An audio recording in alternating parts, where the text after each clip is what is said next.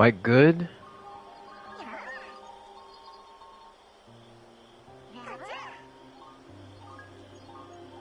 Just exit out of some tabs here.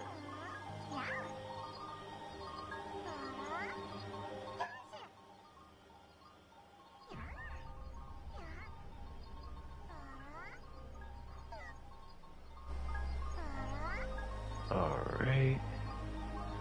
Get your volume right. Okay. So, guys, welcome. I'm about to start the Sonic Frontiers review and why I will explain why this is the best Sonic 3D game. I am here with a good friend, Kushu92. How's it going, man? Oh, it's going phenomenally. Cause you beat this game before I did, and even though the final boss really got on my nerves, I still enjoyed the experience that I had. So I'm anxious to take part in this review so that we get a viewpoint of Sonic from a person who's played plenty of Sonic games in the past versus me, a person who has not touched Sonic in 13 years. So it ought to be interesting to see our perspectives on this review. Even though we both enjoyed it, it's going to be interesting to see our views on this as a whole. So yeah, yo peoples. Yeah, so let's get started. I don't have a list because obviously this game has been mostly an enjoyable thing. So most of it's gonna be just me, just calling out a few viewpoints. Just to let everybody know, I'm a huge Sonic fan. I've been a Sonic fan for a long time. My first Sonic game was the first actual Sonic game. That is how I was introduced to the character mostly. Other than that, I've watched TV shows. The first animation I've watched was Sonic X, growing up with that. And then I did see a couple of his, like, back in the day, like, really old, like, Sonic Underground, Sonic the original, excuse me, Sonic the original Hedgehog series. So, but my main love of Sonic really came through, like, really the games. I did play Sonic 1, Sonic 2. I never got the chance to play Sonic 3. I had to basically watch that playthrough and stuff, but loving seeing that game, the introduction of Knuckles, also seeing the Sonic OVA movie. If anybody don't remember that, that was like a really back in the day movie. Probably has one of my favorite OSTs in the game. That was my first introduction to Metal Sonic, actually. How I met that character. I never got to play Sonic CD, but I did play Sonic Adventure 1, Sonic Adventure 2. I did play 06. I did play Forces, Generations, Unleashed. I have played all the Sonic Wii games like Sonic Secret of the Rings, Sonic Riders, Zero Gravity. I never got to play the first Sonic Riders, but I did play Sonic Night of the Wind, and now currently I am playing the what I really call the best Sonic 3D game, Sonic Frontiers. And just throw it out there, I give this game as a Sonic fan 10 out of 10. As you all know, it's gotten positive reviews. Metacritic and I has given it an 80 on PC, and there is some divisiveness on Xbox. For some odd reason, it's a 52, which is low, and then it's like a 78, which is pretty good in PS5 reviews. Overall, I know a lot of the community has mixed feelings about it. I know some people who are super critical of the game don't necessarily really enjoy it. But truthfully, I will say this: if you're a Sonic fan, please buy the game. Support Sonic Team. I think they really did a great job. I know a lot of people may feel critical because of the situation with Sonic. He hasn't necessarily had a great lineup of games since really the Sonic Adventure days. I know people love Generations, but for me, I think when it comes to a Sonic game, he needs to evolve. And Sonic Adventure was the first time he evolved into the 3D spectrum.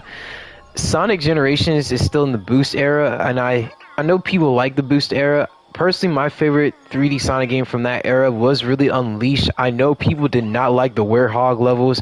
trust me, I was kind of one of them that didn't really like it, but at the same time, I did appreciate it because it was something new and it was something refreshing because we never got to see Sonic really have some form of combat combos or just another form that wasn't supersonic. So, looking at this objectively as a game standpoint, I give it a 9 out of 10. Like Kushu said, the final boss, Sega, Sonic Team, please do not do that again. If you make Sonic Frontiers 2 or whoever character you put in for the next lineup of games, please, for a final secret boss, do not do that ever again. I think that was singly the most negative thing I could ever give this game is the final boss. Truthfully, if you play on hard mode, there is a secret boss. And just to let people know, this is going to be a spoiler review, so I'm not going to do no other, no non-spoiler. This is going to be fully spoilers, but the final boss, if you play on hard mode, the final boss will be revealed to itself, which is a secret boss, and it's literally just a freaking Galactica type of final boss game, which is by far the most annoying thing about this game, but that's literally the only negative. But other than that, if it was a game standpoint, it's just a 9 out of 10. But for a true Sonic fan, I do give this game a 10 out of 10. This game gives me so much freedom that I think that it speaks on Sonic's character. Him being free, him running around, going to different islands, going to different areas, feeling powerful with a new combat system, new abilities, an actual skill tree, and a level up system where it maxes out his speed, his ring count, his defense, and his offense, which I think it did. Sega and Sonic Team did an excellent job. Now, for most people, I know people don't like cyberspaces. I'm here to tell you that is actually an actual option. You do not have to do the cyberspace stages. You literally can go to Big. Big will literally give you all the resources you need. If you need to level up Sonic, he's the person you go to. And if you're really trying to speedrun this game, which I highly doubt anybody really can, but I'm curious if anybody will. But if you're going to speedrun, my best bet is for you to unlock as many points into the islands to show what the island has to offer until you find Big's island or his little cyberspace island, and then until you find that, that's when you could level up Sonic to basically his highest point with his max level, and really just to get your chaos keys, your gears, and also like your collectibles with hearts to unlock the characters to progress the story. So with that being said, I'll get down to the story really. Hands down, I think it's not, I wouldn't say it's the best story, but it's definitely up there with leagues of like Sonic Adventure 1 and 2. This is definitely a very serious tone. Definitely bringing back to how Sonic was back in the early 2000s, or really late 90s, where he was mostly depicted as more of an action hero, more serious. He did have more, he still has the cartoon vibe, but he's not as a Saturday morning cartoon character as he was in the past in the meta era. This Sonic is definitely a Sonic who's progressed. He's actually learned from his mistakes, actually grown. He actually feels older. He doesn't feel like a 15-year-old, which in the Sonic books they've depicted Sonic as 15. In this one, I would say he's probably in his 20s.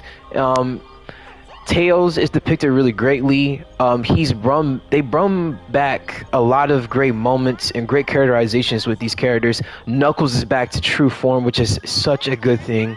Amy is less annoying. She's not necessarily all obsessed with Sonic, but she does have feelings for him still. But it's more of like a settle, it makes me feel like they already kind of have a relationship. But it's not like, oh my god, like I'm obsessed with you, like I want to be near you. It's like, no, she's progressed. She actually can be on her own. She doesn't necessarily need Sonic, and that makes me feel happy that they can move forward with that. I hope with future Sonic characters they can come back to how they were, and where I'm going with the story is that I give a shout out to Ian Flynn. I think he did an excellent job. If you guys don't know who Ian Flynn is, he is one of the main writers to the Archie Sonic comic books and also the IDW Sonic comic books, and he does an excellent job of characterizing Sonic and the rest of the crew. And I think bringing him to write the story was an excellent choice. Like I said, I don't necessarily say it would be the best story for Sonic because I still think Sonic Adventure 2 holds that regard because, as you guys don't know, I'm also a huge Shadow fan, and I feel like if Shadow was ever in this story, this would probably been really cool because it would been cool to go back and forth with those characters. As anybody does not know, Sonic Adventure 2 is my favorite Sonic game of all time, but I will put this up, Sonic Frontiers, as a second. But if it's to the point where like it has some things that Sonic Adventure doesn't, so it's kind of battling first place.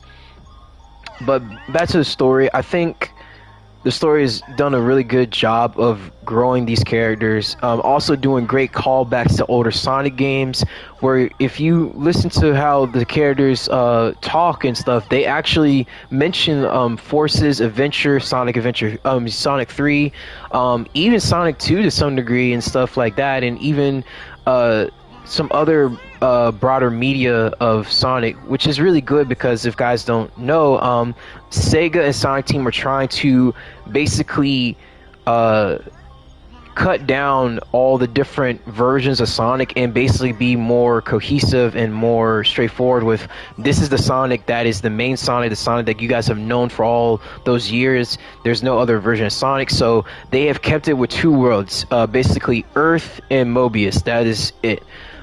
Besides this world, which is this is basically a cyberspace islands and stuff like that, but other than that, Sonic has been narrowed down to more of a cohesive character where he doesn't need a different, like a multiverse. They made it simple where like this is the main Sonic, and I think this is a great way of doing it. Not only giving great callbacks, but also smoothly rebooting the series to a different direction. So I'll give the story morally a 10 out of 10. I didn't have any issues with it. I know people didn't necessarily like it from what I'm hearing, but I've heard majority of people really enjoyed it. But from my personal opinion, I think the story was really good. But Kushi, if you want to add anything to the story, just give your viewpoints on it. Yeah, okay, so from my standpoint, like I said at the beginning, I'm a person who has not interacted with Sonic in the gameplay media for 13 years. The last game I played was Sonic Unleashed, which was on the PlayStation 2. And I think I played it on the Xbox 360, but that was it. So it was still around 13 years where I haven't touched a Sonic game. So I've seen all these different Sonic games come and go. I did not play Sonic 06, and thank God I didn't. I did not play Sonic Boom, Rise of Lyric, which I already heard was synonymous with bad in terms of anything that deals with video gaming. And I did not play Sonic, what was it that was panned? What was it? Sonic Origins? Sonic or was it Origins. Sonic Mania? Sonic Mania was good. Sonic Origins was the one that was bad. Sonic Origins was the one that was bad. So I've seen all of these different Sonic games come and go, and it's like I was just wondering, can Sonic truly have a revival game that can bring it back into a positive limelight, akin to what Mario has done? Because Mario has gone above and beyond when it comes to doing different games for its entire franchise, from party games to racing games, to branching out and doing something new, such as such as Super Mario Odyssey. So when I was looking at Sonic Frontiers, I admit I was a bit interested, but what really sold me was the fact that this was going to be the first Sonic game where you could just be out in the open and you get to actually experience what it's like to just freely run as Sonic. Now, mind you, this isn't like huge maps that you would see from the likes of Ubisoft or Elden Ring or any game where you have an entire city spans worth of land, like endless kilometers of space to go up and down on. But it was open enough where you could just rev up and then just take off as Sonic. That's what appealed to me. So when I played it, I looked for what it's not. I'm not a hard man to please when it comes to video games. I look for one specific, or maybe a couple specific things in a video game, and if that game has it and it's able to fulfill that need and go above and beyond, you got me. What Sonic does is allows you to do what Sonic has not been able to do in games in decades, which is feel the power and speed of Sonic. As Gajeel said, a lot of us have seen a whole bunch of boost stage Sonic games all the time, but never once have we had a game where you're just freely Sonic and you get to choose how you go about a path.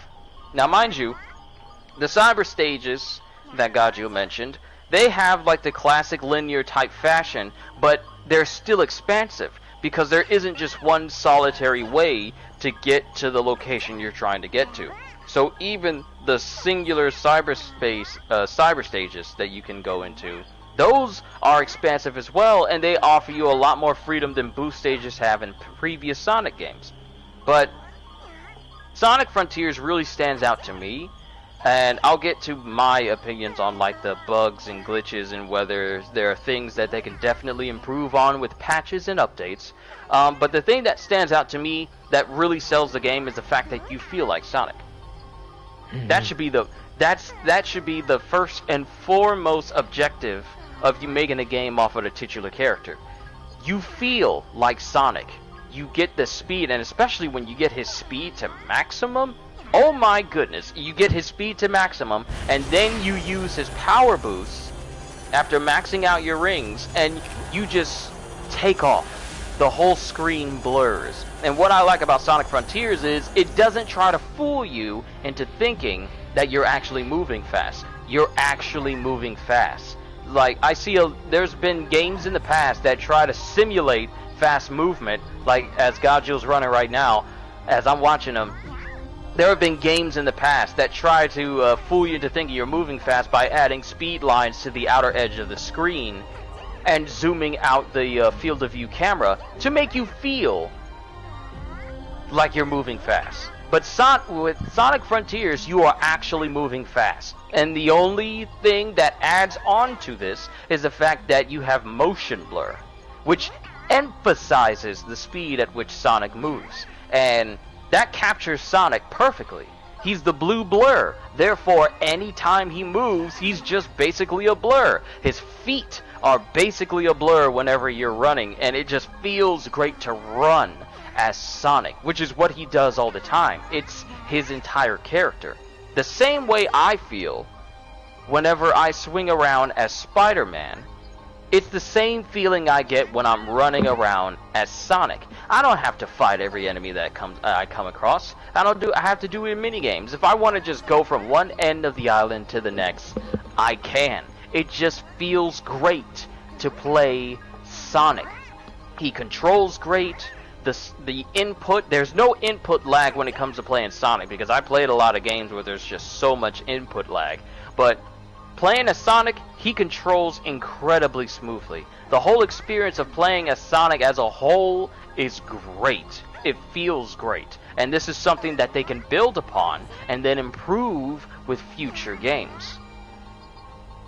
That's Sonic as a character. Story-wise, it's very interesting. Like, as Gajeel said, this is going to be a bit of a spoilers, but there's death in this game. Numerous times. And I was not expecting that during the story. I'm like, okay, what? People dying? People dying right in front of me? I'm not used to this. Why are people dying? It's like, the Cocos you see in front of you, they are basically the last vestige of the Ancients, which exists on these islands. And who the Ancients are is a race of aliens from outer space that basically created the Chaos Emeralds and the Master Emerald. And that's the reason why the Chaos Emeralds are on Earth and Mobius. And, wait, is it Mobius? Yeah, it's Mobius. That's okay. Sonic's homeworld. The Ancients are the reason why the Chaos Emeralds exist. And the Ancients in the story tie into basically reason. It's because of the Ancients that Sonic's entire life and adventure continue on. Because without those Chaos Emeralds, it added into the picture from the Ancients, the vast majority, pretty much none of the adventures that Sonic has had that has centered around them, or even in the slightest way influenced his adventures, would not exist. So, the Ancients were killed off by this entity that was chasing them throughout the stars. And this entity is insurmountably powerful, to the point where their entire world was sliced in two by this entity, and they had to leave. Think Krypton exploding, but it was from like Frieza's death beam, and he sliced the entire planet in two. Think about that. That's how it was for the ancients, and they took off, and they decided to settle on Earth, or whatever they are right now. This could be Mobius, this could be Earth, I can't tell. But the ancients are the reason why everything that has happened to Sonic has happened adventure-wise. So going through the story, you get to see little vestiges of their history, like their culture, the stories they would tell, them defending themselves as this entity started to make its way closer and closer to the planet that they're on, because this entity only believes in just pure chaos, destruction, and the eradication of all life. So everything you see on this map and other maps as well, giant gun batteries that are peppered across the landscape, giant guardian mechs that you fight during the game, these are the contingency plan and weapons that the ancients used in order to combat this entity called the End. Literally the end of all things.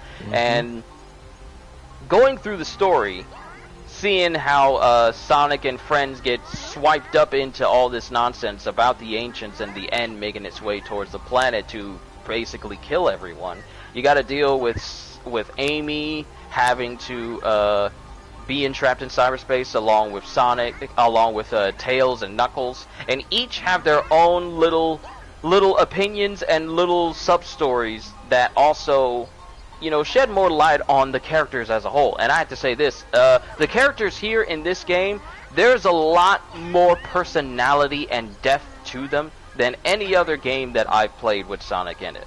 Amy is not some thirsty Sonic superfan who's always chasing after Sonic. Tails is not much different than how he behaves, but by the end of the game he decides he needs to branch off on his own so that he isn't always following Sonic around, because Tails has a little bit of a lot of self-doubt due to the fact that with the situation that he's in, he thinks that all he ever does is just follow behind Sonic, which he has in the past. But he comes to terms with that and decides, you know what, I can't be behind you all the time, Sonic. I gotta be brave. I gotta do this thing for me. So there's actual character development with Tails, which you don't really see all that often. And a lot of the other games that pop up that Sonic has been in are referenced massively in this game, from Sonic and Knuckles, Sonic Adventure, Sonic Forces is even referenced because Infinite's name gets brought up. And then you have Knuckles, who's dealing with, Knuckles, oh my god, can we real quick, Knuckles, as a character, has been lobotomized for a very long time. Gone from being like the guardian of the Master Emerald, this super chill dude, but also massively powerful, into this big, dumb lunkhead for literally no other reason, when there's so much more character to Knuckles as a character. So to see him return to form, especially if you watch the prologue before Sonic Frontiers, you see Knuckles as he should be. He's stoic, but he's also not a complete lone wolf. He understands that, sure, I'm alone, but sometimes it doesn't hurt. I don't mind help, and it doesn't hurt to have friends who can help me when I need it. That's Knuckles. Yeah. He doesn't mind being by himself, but he understands that sometimes there's need for friends when it becomes too much for me to handle. And this is the Knuckles that we get in this story. Sure, he's cocky, and he can have like a little bit of an ego, but it's not the type that gets to his head where he refuses help, thinking that he's the only way he's going to be able to get out of this situation. He acknowledges that some things are beyond him, and therefore he has to rely on other people for help. So that's great for Knuckles as a character, because I am very sick and tired of seeing dumb Knuckles. I'm very tired of seeing Knuckles who's an airhead, especially after seeing Knuckles from Sonic Boom, where You didn't know his left and his right. this man could not put his did not know what his left and right were, so he had to put his left hand up and put his right hand up and realize, like, oh, that's my left hand, so that means that this is right. And it's like, are you serious? Knuckles is not stupid. Knuckles is incredibly smart. He's not more brawn than brains. He's brains, but he's strong too. So it's great to see Knuckles in a light where he's not stupid, in a light where he's not taken as a comedy character, because a lot of Knuckles in previous media see him as like the comic relief, due to like, hey, Knuckles, you're so stupid, or don't let Knuckles do it, otherwise it's gonna get messed up. It's like, no, Knuckles is smart. He just doesn't participate in every single thing that goes on with Sonic and the crew. He's just the guardian of the Master Emerald. He doesn't see any need to do anything else. Just guard the Master Emerald, that's it! And occasionally check on the Chows. Mm-hmm. So but seeing all these characters... He's mostly it's a fish out of water complex. He's been the Angel Island is his home. He has no need to really interact with a lot of people. So in terms of modern stuff, yeah, he's curious. I guess the best depiction you would say is Sonic 2, the movie. Sonic Knuckles is very knowledgeable in old texts of archaeological stuff, because he was an archaeologist in some past media, in different medias of Sonic. But Knuckles is a warrior. He's a warrior echidna. So most of the time he's only learned how to fight. Now he is a very trustworthy echidna. He is somewhat, in some ways he doesn't know a lot of things because of where he's been. But given his history, and if you watch the prologue, when he got sucked into cyberspace, his immediate thought was like, okay, is this another one of your tricks, Eggman? Because it's basically a callback to when he got tricked in Sonic and Knuckles, to when Eggman basically tried to convince him, like, hey, you know, this blue hedgehog, he's evil, stop him, he has the Chaos Emeralds, he's trying to kill me. He's like, oh, I got you, you know, cool. Which is also in the Sonic 2 movie. So with that being stated, this Knuckles is basically stating that, yes, he has gone through that dumb era, the meta era that he was in. He's been through that. But what I love, and this is why I give a shout out to Ian Flynn, because he corrected this in the comic books in IDW. He said that, you know, yeah, all that stuff that happened to Knuckles did happen, but even Knuckles is regretting it. He's like, darn it, like, I should be doing my job, which is protecting the Master Emerald, which is protecting the source of power, that a limited source of power that could literally conquer the world or end it, you know, or just in general save lives as a whole. I won't get too much into Knuckles, because Knuckles in the Archie comics has had a whole arc, even a villain arc too. He was actually a villain at one point in Archie, but if you guys know what I'm talking about, you know, shout outs to you. But if you don't, I'll just tell that the villain name he had was Interjack, and you go look that up and stuff like that. But to see Knuckles come back into more of a rivalry, best friend with Sonic, and them bantering to each other is wonderful, because that's how it's always been.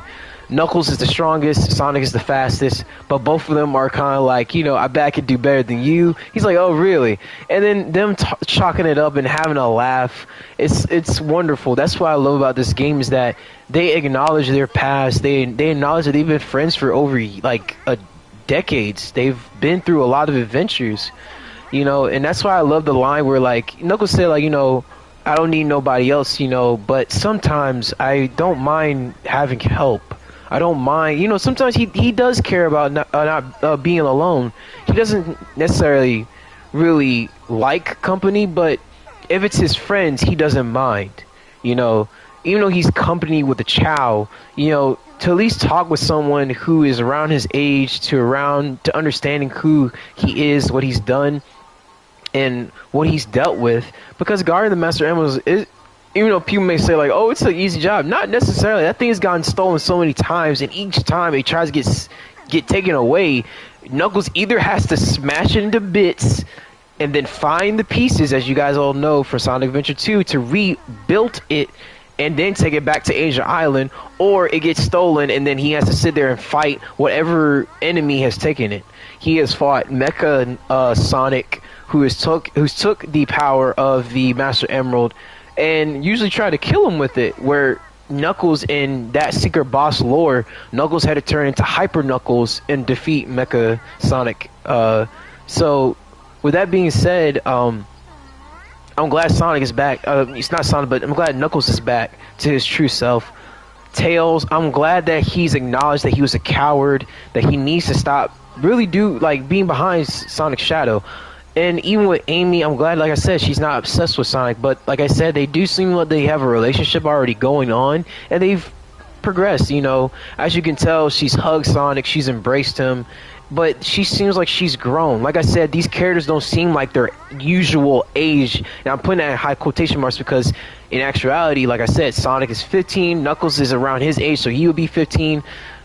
Tails is around 14 to 13, and Amy is around like 15-ish, 14-ish, So, but in this game, it seems like they're around in their 20s, probably.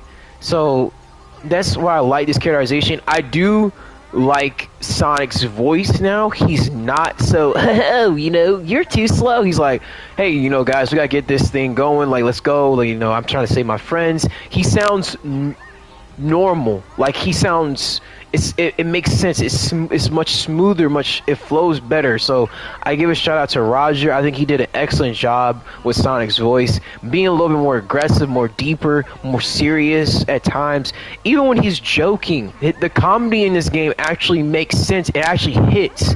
It's not like forced. And that's why I love, because yes, Sonic does quip. He does quip, but in this game, he doesn't necessarily quip a lot. It's more like, I'm gonna throw like a little shot at you, and it's cool, So I like that. I like how Tails is characterized. The voice actor sounds the same, but Tails sounds a little bit more concerned, more worried, a little bit more, I would say a little bit more aggressive, but you see how their relationship is, and you see how like his relationship is with everyone else. It's beautiful, but his relationship with Sonic is delved a little bit more deeper, where to the point where you see the big brother and little brother, where even Sonic is giving him motivation, where he's like saying like, dude, I don't like Kushi said, Tails has a lot of self-doubt in his level, which is the Chaos Island. He has a lot of self-doubt, saying like, am I holding you back, Sonic? Am I doing something wrong? Am I very inconsistent? Where Sonic is saying like, look, bro, I know you're not perfect, because I'm not even perfect, but I still move forward. I still try. I still go and do what I have to do and give it my best shot. And he told Tails, you should do the same too. And I've seen you in action. You've been by my side for all those years. You've always had my back. You're as smart as Eggman, as strong as Knuckles, and you're as fast as me. You're perfect. Nothing's really wrong with you. And I love that Sonic has motivated his friends to do their own thing, because the concept of Sonic is freedom. He does not like being held down. Nothing will stop him. He will literally go forward. He will literally crush anything that's in his way, that stop him to express his freedom, to express who he is, And even some of the things that in his characterization is kind of negative, where Knuckles even calls him out, he's saying like, Sonic, you're too trustworthy. Where even Sonic said, no, I'm not. Trust me. And then Knuckles looking at him like, bro. So, I love how they acknowledge that Sonic is a flawed character. Because with Sage, out the gate, she was out for blood. She didn't care who Sonic was. She didn't care, he didn't care for the birthday. They didn't care for, like what year he's born. He didn't care, like, what's his favorite food. She just said, nah, bro, you gotta die because Eggman said you're bad. Boom. But throughout the story, Sonic never tried to hit her. Sonic never tried to like really attack her. He just tried to open up to her, like saying like, hey, my name's Sonic, what's your name?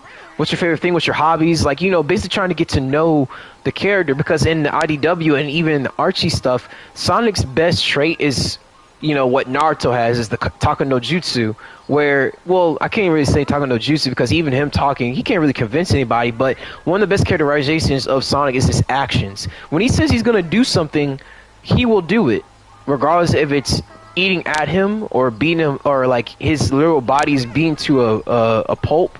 He will still move forward, and show people like, there is another way, there is a possibility. He told Sage like one time, like, hey, I don't know if you believe in miracles, but I'm gonna show you one. And he proved her, like, I can, make miracles, Where even Sage had a change of heart. She's talked to all of Sonic's friends, like, what do you see in Sonic?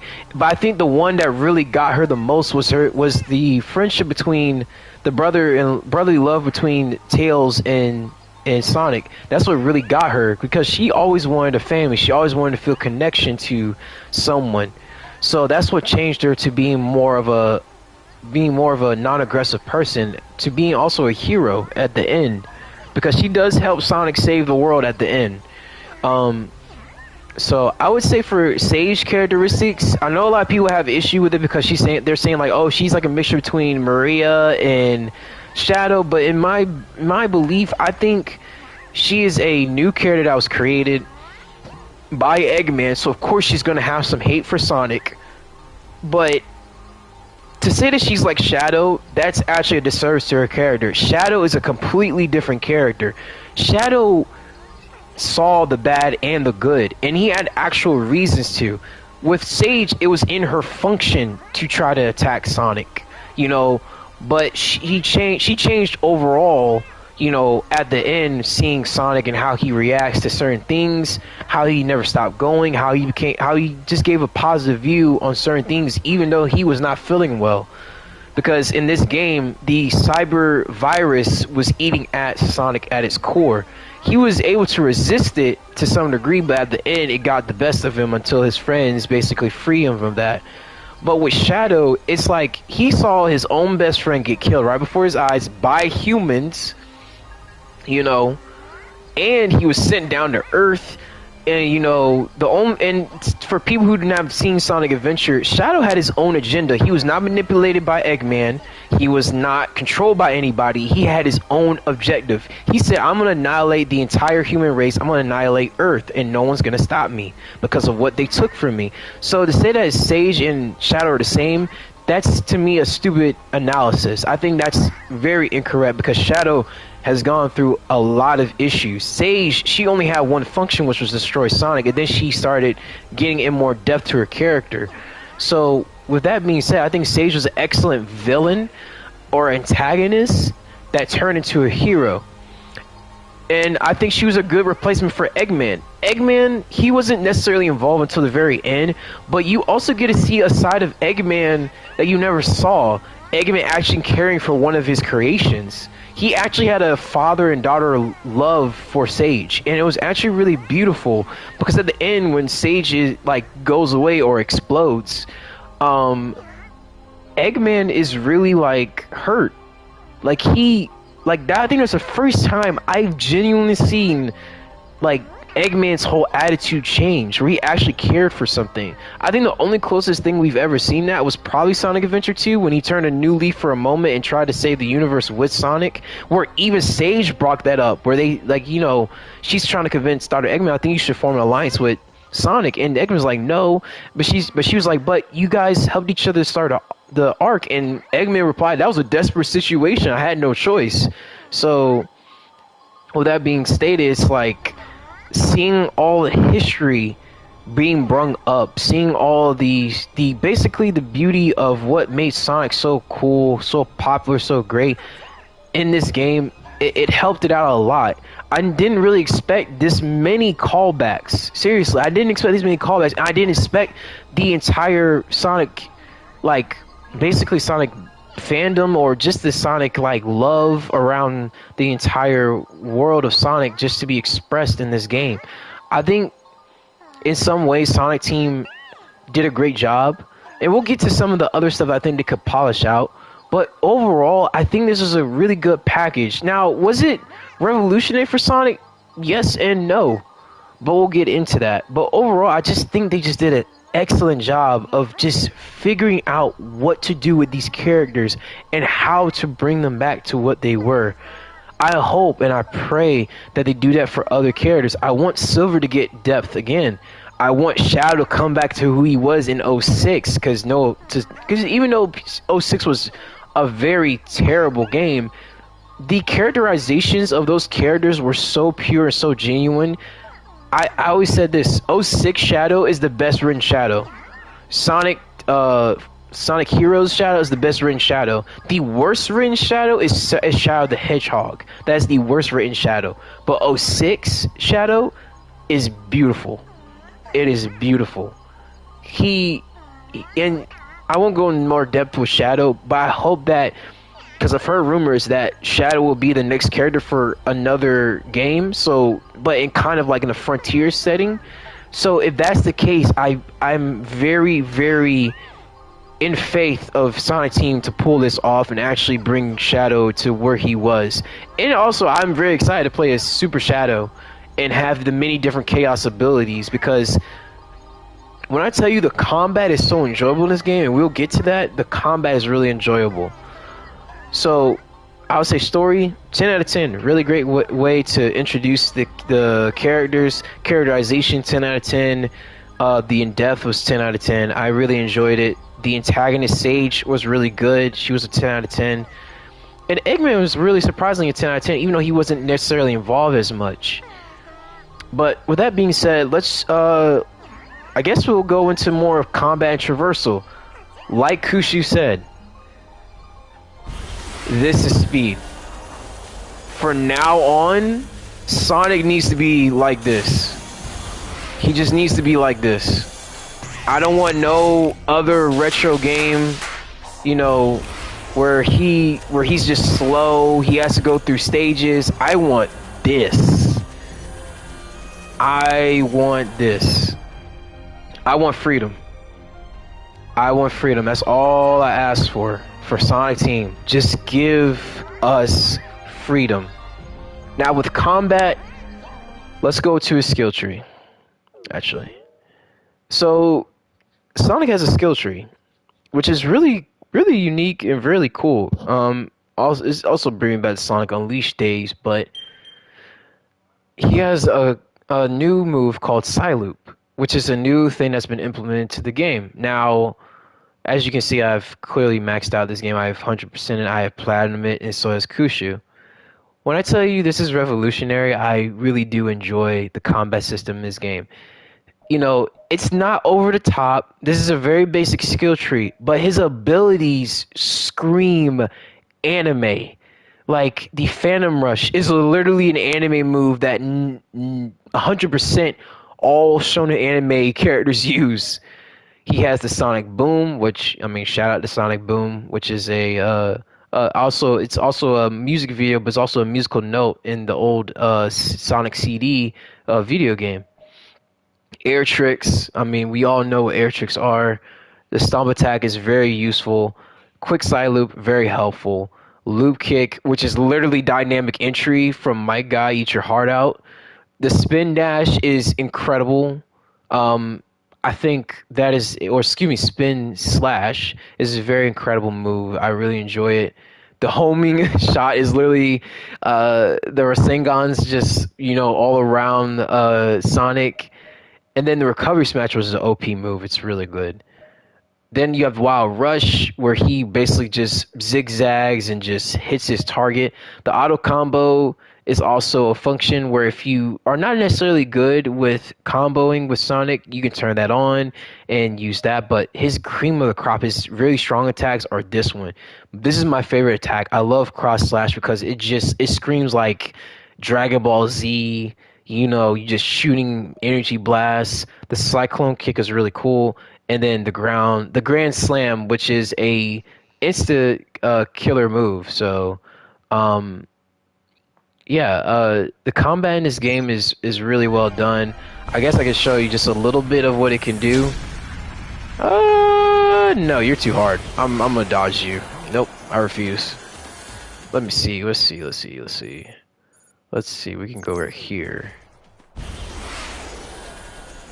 But yeah, also his speed can be unlimited if it wants to. So if you do like an infinite symbol, you can have infinite boosts for a long Actually, period of time. you don't even need to worry about doing an infinite boost. Just running in a couple of circles Oh does yeah, that. yeah, that too.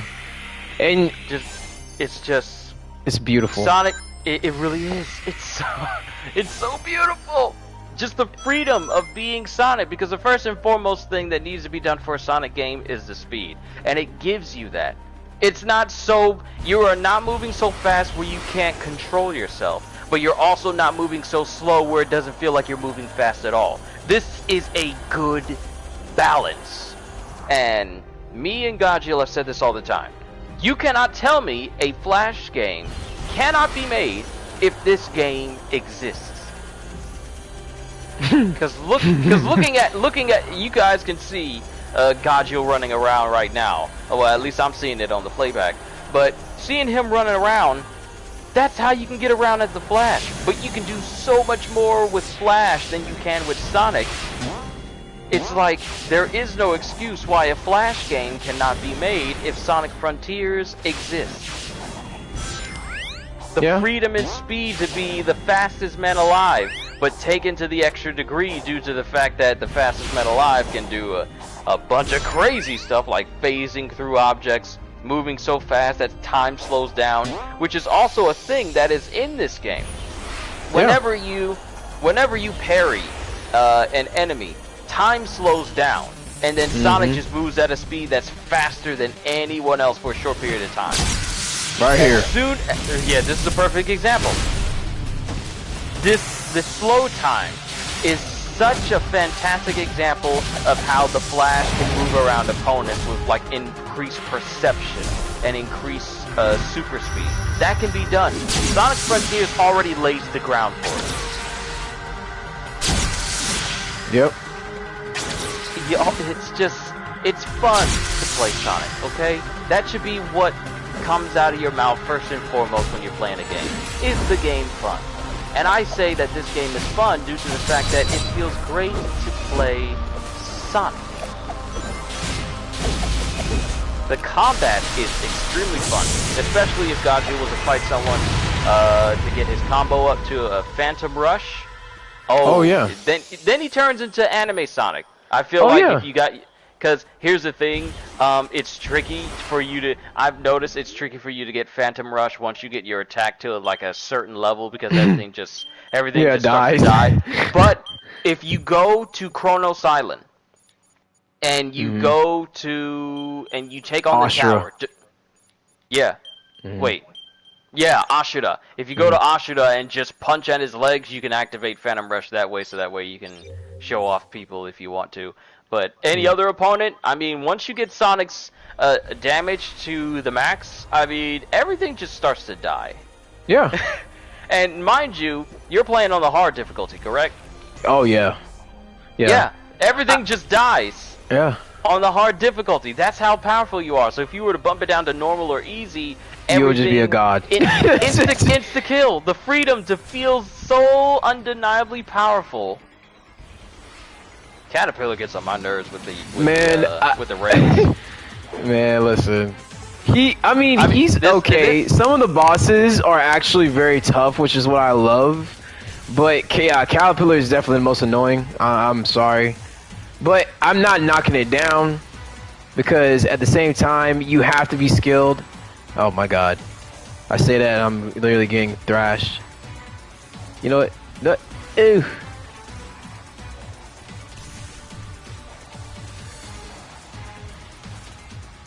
Oh. I'm trying to hit this. There you go. But yeah, his other variation is not so bad. I know I'm hitting the stuff. I'm not doing the combat as service, but it's the easiest way to get him down. And also, when you're at max level, sometimes if you lose your top ring count, you know, that's a part of his thing. You know, he doesn't become that fast. But when you get his speed to, like, his ring count to max level, you don't have to necessarily worry about anything, because he'll still have his boost. There you go. But yeah, some of the my favorite enemies are the shinobi, the ninjas and stuff, but caterpillars, no. The towers are pretty cool too to fight, but they can get annoying. But another cool option, I know people have been kind of upset, is that he can do this. Yes, Sonic can get his rings back by doing side loops. But to be honest, I think it was a perfect mechanic because I'm like, where else are you gonna find rings unless you traverse around the world? I mean, you can find rings, but they're not laying around like a actual original Sonic game. If he was in a a zone, this is an open zone, so you gotta let certain liberties be taken, and logic to be taken also as well.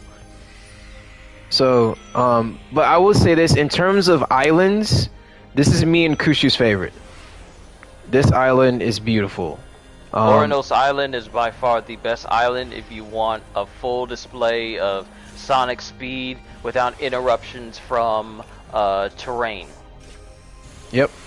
Because in the other islands there are plenty spaces where you would just suddenly drop off of a cliff.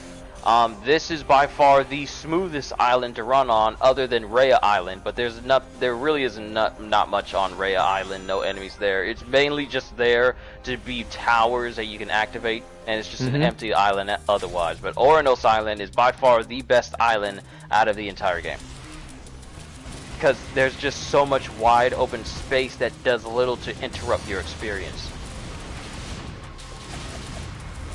Dang, you got tossed. I know, but that's what happens when you play on hard mode. I'm like, jeez, man. Oh, you see, now you're being toxic. Why?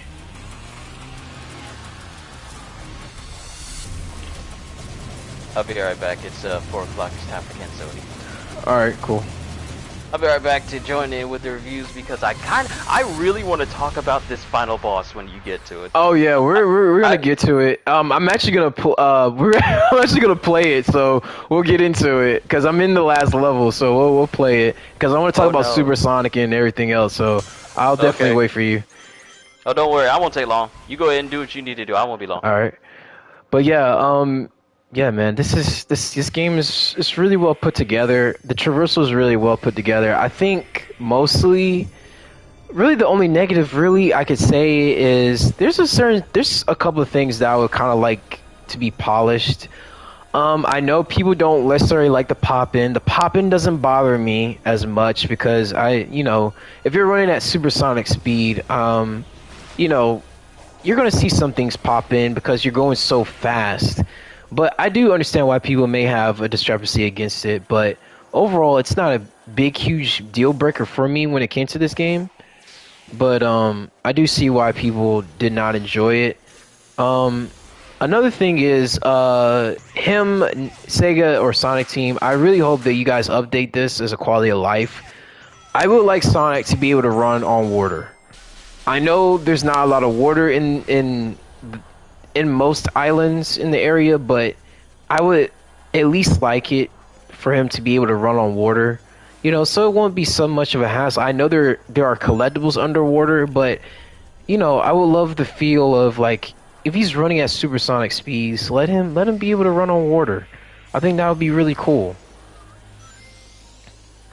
Also, if you do the side loop like numerous of times, depending on what you do, sometimes you'll get a collectible that you use to progress the story. Which in the stories there are these things called like hearts. You got wrenches, and then you got like medals. So for the hearts, you give them to Sage and Amy. The wrench is for Tails, and the medals is for Knuckles. So you basically have these all around in these in the island. Whereas you can see these are the hearts and stuff right here, but you get them doing like challenges or like getting through obstacles and stuff like that.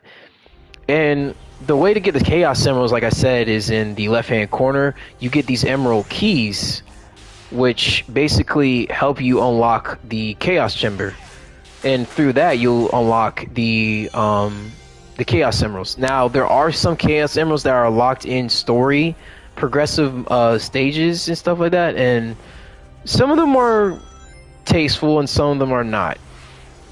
I will say that it is somewhat. Some of them are challenging, but it's really just to like get down with the movement with Sonic, and like how Sonic is. The faster you go, the better. But there are some where like you kind of have to take your time and actually observe and really understand what they need you to do. Because if you don't, then you really are going to get lost. But yeah, I'm can't wait to do this last level with you guys to show you kind of the positive, also the negative behind one of the levels in this game. But overall, I truly did enjoy this game. I think the game is wonderful. I think the game had a lot to offer. Does it need to be polished still? To a degree, yeah. There are certain, like I said, there are certain things I would like for it to get polished. Him running on water is one of them. Definitely, maybe I don't know, maybe some other quality of life, like maybe improve. I don't know, what else can they improve on? Maybe give him more skills. I do like the cosmetics though. I'm back. He does have cosmetics. Welcome back. He has a Monster Hunter cosmetic, and I heard that he might be getting a Mega Man cosmetic because you guys don't know.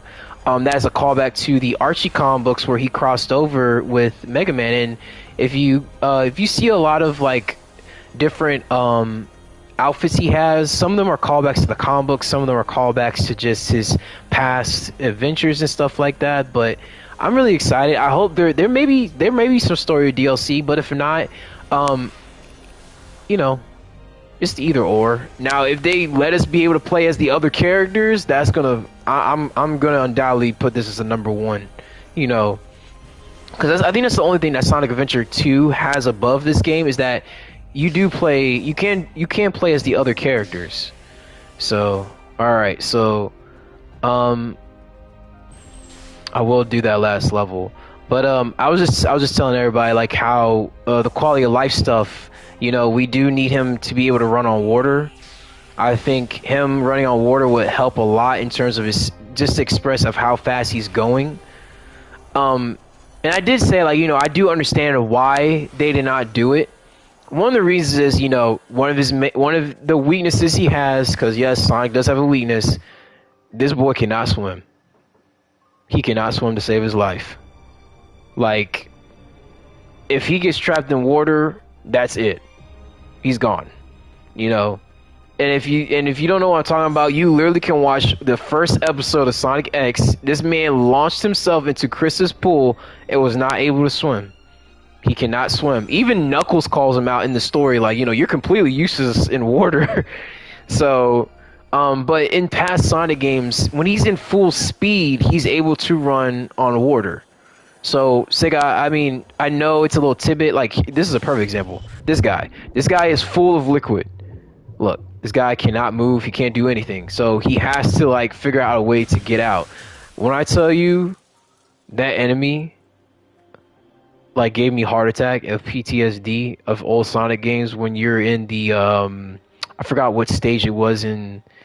Was it? Yeah, it was Hydro City, and it was filling up with water, dude.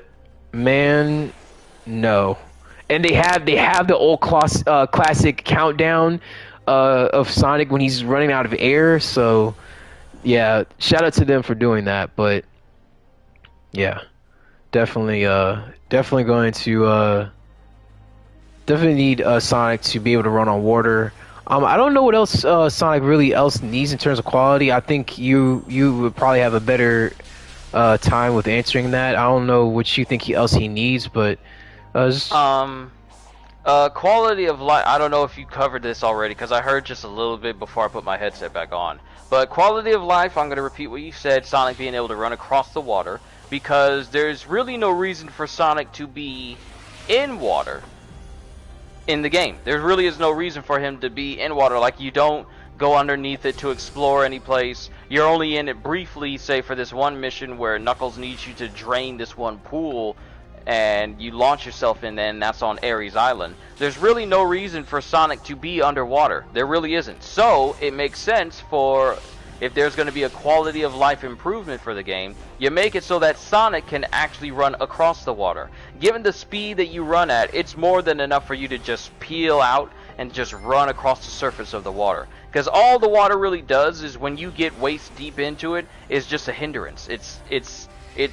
It serves no purpose other than to just be a hindrance to slow you down. And that's the opposite of what people want when they're playing Sonic. So, quality of life updates, being able to run across the water instead of slowly through it. Because when you're in water, you use up way more of your boost meter than anything else, and you're slowed down. And that's the last thing people would actually want. Secondly, for players who have not maxed out their stats, when you go to the Elder Coco and the Hermit Cocos, well, it's specifically the Elder Coco, because the Hermit Coco just boosts you all the way up based on how much of the red seeds of power or blue seeds of defense you have. It's just one big lump increase, so you can go from 1 to 99 depending on how much you have stockpiled, or depending on the amount that you have. The Elder Coco, however, you have to go through speaking to him, and then you have to go through waiting for the game to slowly pull up the dialogue choice of, do you want to increase your ring capacity or do you want to increase your speed? Once you choose that, you have to do that for every single level. You don't get an option of choosing how much speed you want to have in exchange for the amount of Cocos you found, or how much rings you want to have increased to your capacity with the amount of Cocos that you found. You have to do it one at a time, and it apparently it takes approximately 2,396 Cocos for you to max out his speed and ring count. That's how much it takes. Mm-hmm. Yeah, I would have preferred them to do like how his brother is. Like, he just does it all at once. Like, how many Cocos you have, you know, in your possession, and just give it to you all at once. Or they should have just gave you like a dial meter and just say like, do do do do do do. Okay, that's how many I have. Boom, you're all the way at max level. There you go. I don't know why Sega chose to just do the old-fashioned sitting and waiting, but yeah, that was a little bit of annoying. Other side note, I love the Cocos. They're cute, they're awesome, they're full of joy. Would I put them above Chao's? Maybe. I mean, technically they're kind of the originators of Chao's, so you know. But I do like them. I think they're adorable. I think they just have a great personality, even though you can't understand the word they're saying. And I mean, you can't understand what the word the Chows are saying, but you know, I do like that. I do like how in the story, each of Sonic's friends had their own personal Chow. Tails had a Chow that was like very nerdy and very like scientific. Amy had a child that was very loving and very like, you know, need to find the one true love and stuff like that. And then my favorite is Knuckles' Coco, which is like the generals, the soldier Cocos. And at the end, when they all when you finish helping the Cocos in Knuckles' level, they all salute you, and Sonic and Knuckles salute them back. And I was like, that's adorable, and I like that. So if there was a plushie that I want, I would want a Coco. I want a Coco. That's the only plushie I will get in existence in my life. It's a general Coco plushie. But yeah, definitely. Hopefully, if when the next Sonic Frontiers 2 comes out or anything, please Sega, please change those things, bro. But the one thing, and we're going to it. Lord help my soul. I don't even care if I beat it, but. Oh Jesus! But we're gonna get to a positive note, but the negative note is coming up. It's coming. But the positive note is Supersonic. So we'll talk about him. Actually, we'll just talk about him. I'm gonna skip this. Boom. Boom. So at the end, you kind of get to a final boss, which is Supreme if you guys are interested in. But one of the cream of the crop, which is what I loved about this game, is really supersonic. And when I tell you he is Dragon Ball Z on steroids, I mean it's ridiculous. It's ridiculous. I love it. I love it. He can do so much. It's insane. And like the enemy can blow you back like a Dragon Ball Z character. Boom. Right here. So the combat with Supersonic is on a totally different level. So you can counter and you can you know, do all you want with the boss. And some of the bosses have unique functions. Oh my gosh, wow, that was quick. Well, I am max level, so that makes sense. But once you get max level, like Kushu said, everything becomes easy. Even the bosses. But I love how they express how strong and how powerful Supersonic is, because he is kind of like a final form for the heroes, and in all their super forms, he's like the most powerful. But let's just finish this real quick.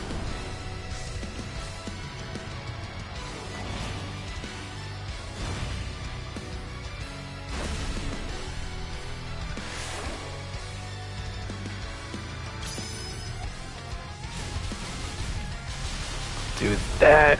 Bam.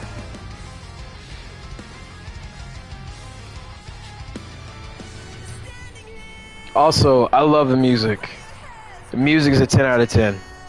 This is one of my favorite albums of Sonic, which is crazy because the only Sonic music I really like is Sonic Adventure and what else do I like? I like Sonic CD's music and the retro, but I really do enjoy Frontiers. Now the boss battles with Supersonic are fantastic, 10 out of 10, and I think Kushu can agree also because there's just straight anime, straight anime. Yeah. I can't tell you how many times I just channeled my inner Star Platinum or Zawaldo and just went like just when you're punching, it feels satisfying when you're playing a powerful character and you get that from the gameplay as you're fighting bosses. There's just something, it feels right. I don't know how to describe it other than it just feels right. Yeah. And it's fun and it's satisfying to fight these bosses. It's not like, oh, it's mundane or anything like that. It's fun and entertaining, and it's a spectacle to fight these bosses, and that's what it should be in a game like this. That's just my opinion. You know, it's just like, yeah, I don't feel like there's any boss that made me feel, you know what? Yeah, it's not all that cool or anything like that. There's not a single boss that makes me feel like that. Now, for mini bosses, I would say the one in Ares Island, the one that looks heavy, the Thumper guy, when he has like the little cage around him, and you can like bounce off of it in the cage. I think that one looks real. That was like one of my favorite ones personally, because there are mini bosses in this game. I would say Ares actually had the biggest of the mini bosses. But if I say like in terms of final boss, I would say Knight. The Knight ancient mech was really cool. He was my favorite because he had the little shield thing. But we're going to one of the worst parts of this game. Oh my gosh. I'm having so many PTSD moments. Jesus. This is the true final boss of the game, simply called The End.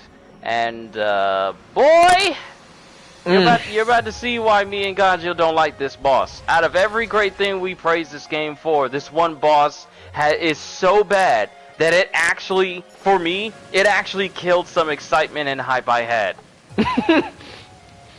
So in this final boss, oh my gosh, in this final boss you have to go through light and dark.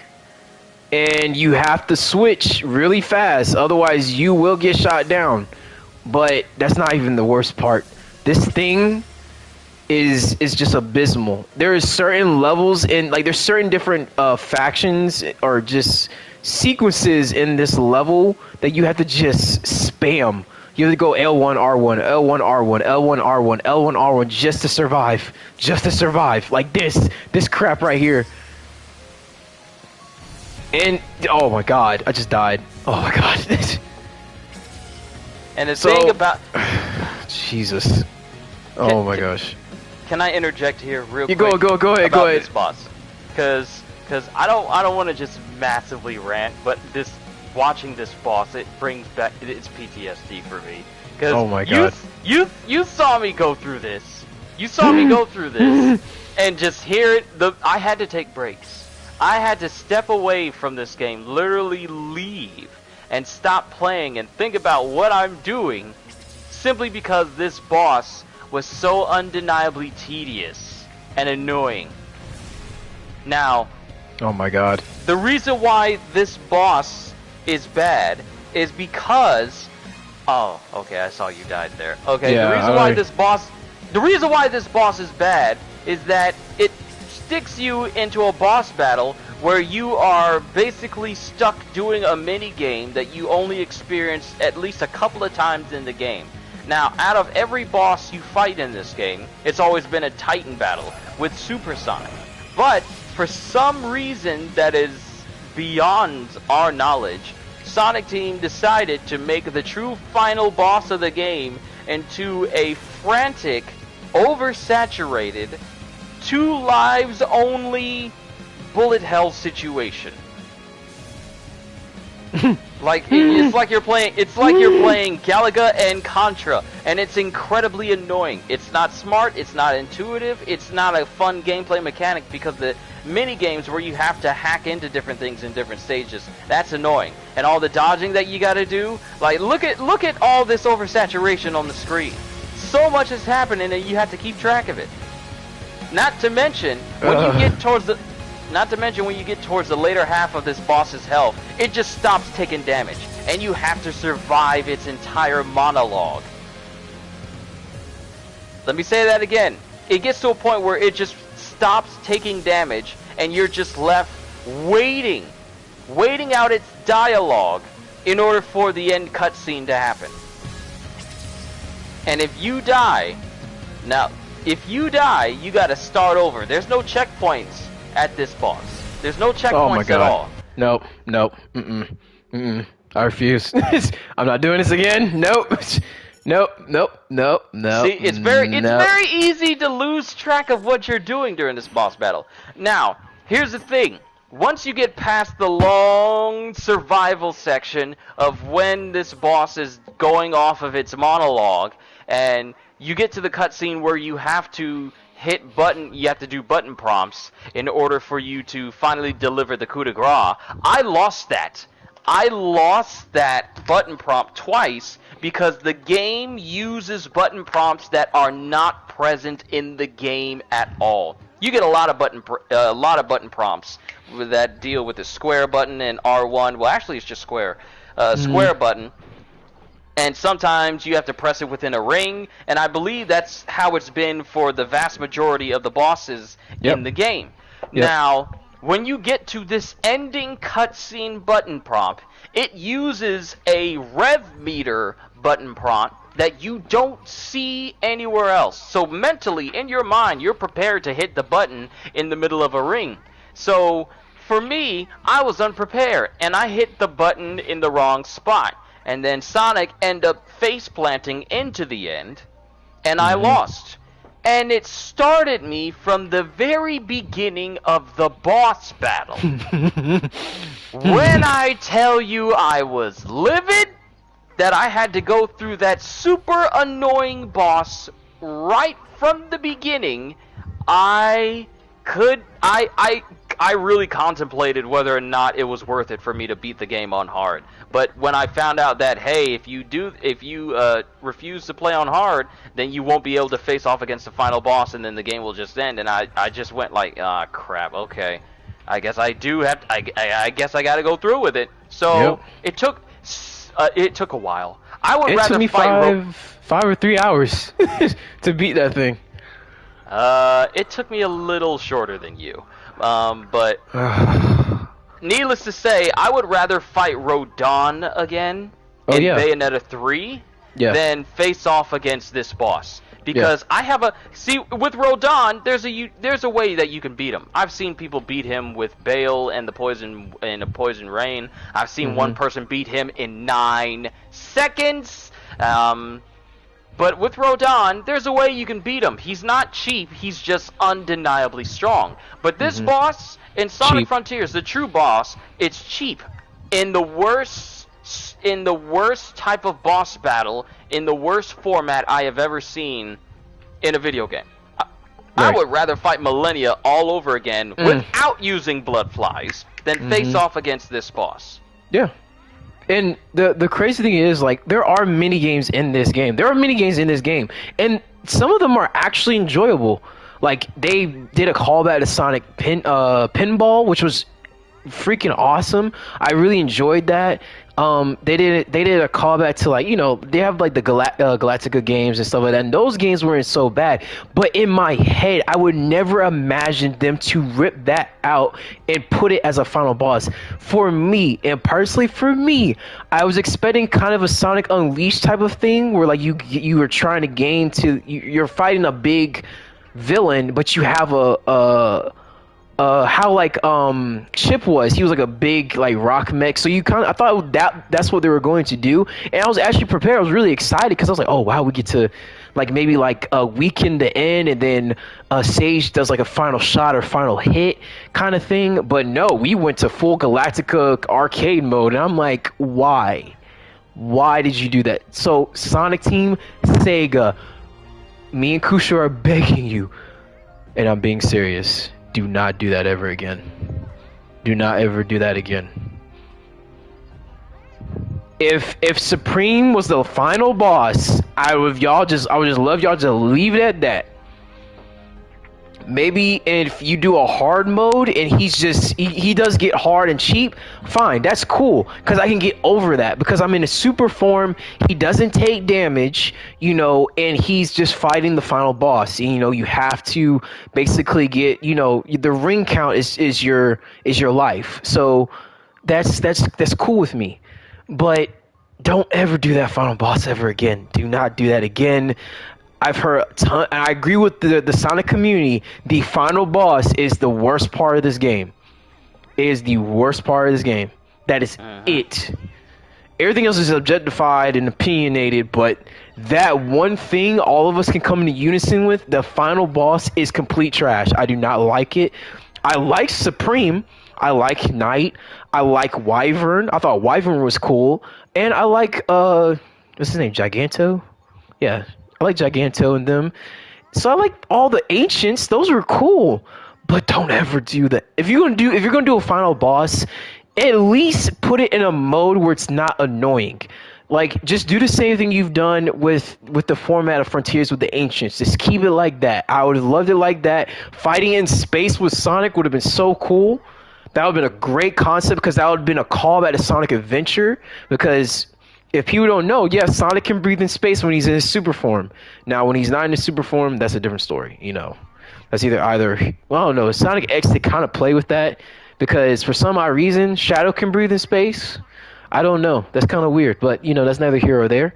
But, yes, they can breathe in space and stuff like that. So use that and just go off with that. But don't ever do this boss fight. Please do not ever do this boss fight again.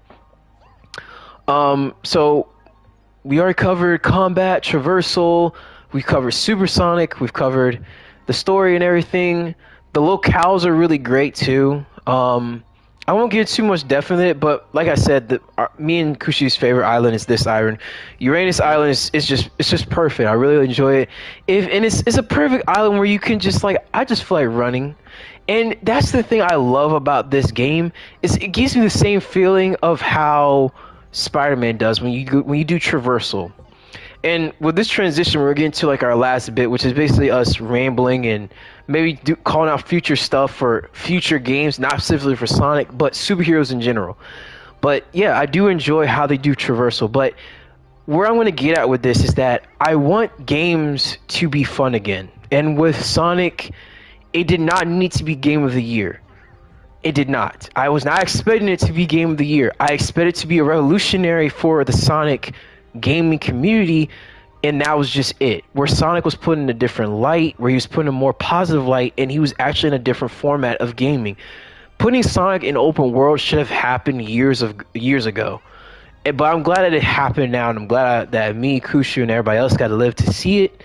And the people who did not get, to live to see it, I wish they did get to experience it, because this is actually a well put together game. Is it long? No, it's not.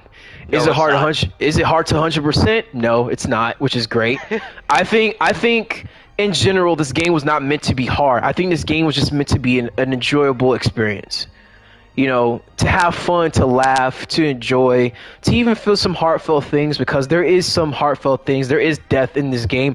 Even though you don't see like an actual person die, to see the Coco spirit like for the first time get like absorbed or go up to heaven, wherever they believe in, it was something where it was like, oh crap, like that's wow, that happened. Like that took me back, because I was like, wow, the only time you ever seen real death was in Sonic Adventure 2 or in Shadow the Hedgehog. Those were the only two Sonic games you really saw death. Oh no, excuse me, you saw death in Sonic Adventure 1 too. So yeah, and in one of the viewpoints I wanted to call out, Sonic Team is not slick. The ancients look like Chaos. And that was the first thing that came to my head. It was like, is that Chaos? Like, is this people? Is that? And that's why, like, when Chaos was happened, it was because a child was corrupted with negative energy, negative emotion, and he came about to be Chaos. But in this game, they're more peaceful. They're not so aggressive. Now they're warriors, but it's like they have a balance to them. And it was like, that's actually kind of cool. Like how they kind of integrated Chaos as a kind of a group of people, not as just one of an entity. So I thought that was really cool.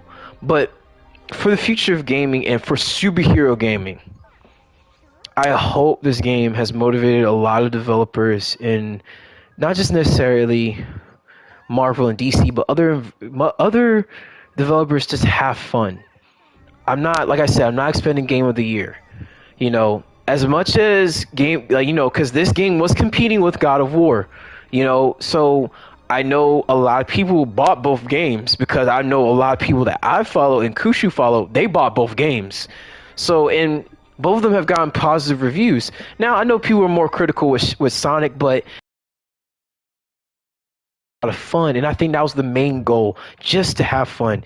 I want games to be fun. Games are so, like how me and Kushu said in the Gotham Knights review, games are so tedious, so 9 to 5, so just ugh. Games are meant to be a break from the 9 to 5. They're not meant to be another 9 to 5 you get to after you leave your real 9 to 5. Games should not be work. Right. They should not be work. They should not. I shouldn't feel like I need to dedicate entire aspects of my life to this one particular thing simply because that's how the game is built. I should be able to pop a game in, enjoy myself for a little while, however long I want, and it should be fun the entire time. If it feels like I've wasted hours and I question why I spent so many hours on this one thing, that's an issue. Mm-hmm. But if games should be something that you can have fun for hours, instead of it being something that makes you spend time on it for hours simply because it makes you do that. Oh, can you get that from me? I'm sorry. Uh-huh. Appreciate it. No problem. But yeah, DC, Marvel, there's no excuse. I'm sorry. There's no excuse. We need our characters, our beloved characters, to feel powerful. We do not need no limitations. I'm sorry. If Sonic can be an anime-esque character where he can be free and do whatever he wants with no restrictions, then we need other characters to have that same love. Marvel's Avengers has left a terrible taste in me and Kushu's mouth, but Sonic has revitalized our love and what gaming should be. Even God of War has done that too, because I'll do a God of War review when I'm truly finished with that game. I'm gonna do a review like when I'm finished with the story. 100% of that game is gonna take a minute. Okay, that's Yeah, it's That's gonna take me a while. yeah. Like I've already finished playing the game myself. So I'm gonna be doing my own personal streams on it on Monday. So I'm looking forward to doing that. But there's just so Yeah, it's a much lot. content. My brain was hurting. I was like, "Oh, we got enchantments. Yeah, you got relics." I'm like, "Well, hold on, hold on. Let me get a let me get a pen and paper. Let me get a pen and paper." What is this? What else? Okay, yeah, okay. Oh, there's enchantments on top of the enchantment. Oh, okay. Oh, so you could put your skill tree has little enchantments to. Oh, okay. Oh wow! So we can go damage. And the rage has a healing factor and a fury. Okay, all right. What else, Santa Monica? Because y'all have literally given everything to this game. I can't keep up. Y'all, there's so much. It's a Oh my meaty game goodness. in one of the best ways. Yes, and I'm not asking Sonic to be that way. If it ever does, holy crap, that's gonna probably be the greatest Sonic game of all time. And I'm probably gonna be like, yo, what? But oh, another quality of life. Sega, I swear, if you do this, you are the GOAT. Please let us unlock the supersonic form to just traverse in the open zone. If you do that, you have all my praise. You have all my praise. I swear, because then that will literally force DC to be like, "Oh my God, these boys done did it." What? We need a Superman game.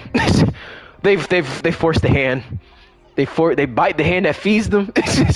So I don't know what Monolith Gaming is going to do at Wonder Woman. I don't know what her traversal is going to be because we don't know what that game is going to have to offer. So, I mean, we're just speculating. But Joe said one of our friends, Joe Chronic, said Invisible Jet. I said she was going to fly.